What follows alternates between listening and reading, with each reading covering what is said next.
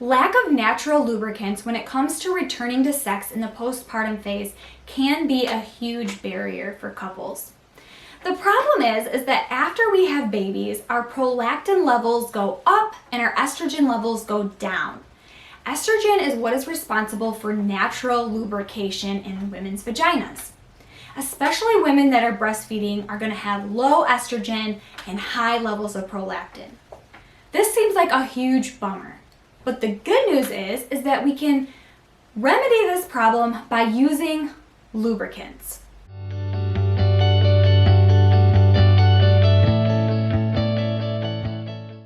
There are actually 3 different kinds of lubricants, and each of them have different qualities that make them good and some qualities that make them not so good, depending on your specific situation.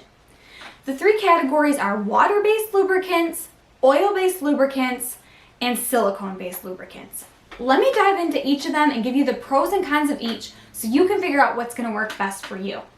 So water-based lubricants are actually quite common because they're usually very affordable, and they are compatible with latex condoms, which is a big perk for many women that are trying to prevent another pregnancy while they have a pretty young one at home. You'll be able to tell if the lubricant is water-based by looking at the label. As you can see there, it says water-based lubricant. The other thing that I would highly recommend you pay attention to is the ingredients on the back of the lubricant.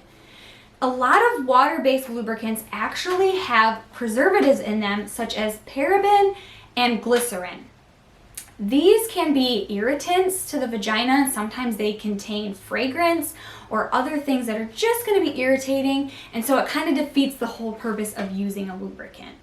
The other issue with water-based lubricants is that they don't last quite as long, so often you have to reapply the lubricant during sexual intercourse.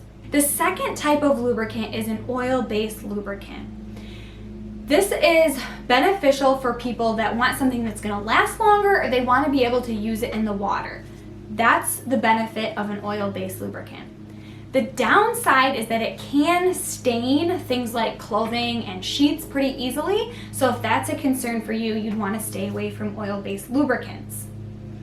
The other big concern with oil-based lubricants is that they are not compatible with latex condoms because they will degrade the latex and the contraceptive will no longer be useful to you and it will not do its job properly. If you are leaning towards an oil-based lubricant, I highly recommend a plant-based lubricant. Coconut oil is an example of a plant-based lubricant, and the benefit of this is that versus a mineral oil or petroleum jelly, they often can cause vaginal or urinary infections, and that is just not really something that you want to take the risk of getting at this point. So steer towards the plant-based oils if you're going to go the oil route. The third category is a silicone-based lubricant. These are pretty versatile because they do last a long time. They are compatible with latex and they will not degrade your condoms, and they can be used in water. The downside of a silicone lubricant is that if you use sex toys during intercourse, they can degrade and affect the integrity of your sex toys. Those are just the pros and cons of each different kind of lubricant, and to be quite honest, there really isn't one lubricant that's a lot better than the other lubricants. It really depends what your goals are.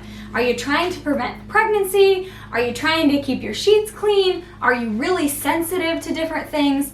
Those are the things to consider. Those are your 3 options, and hopefully that helps you decide which one is going to be best for you and your partner.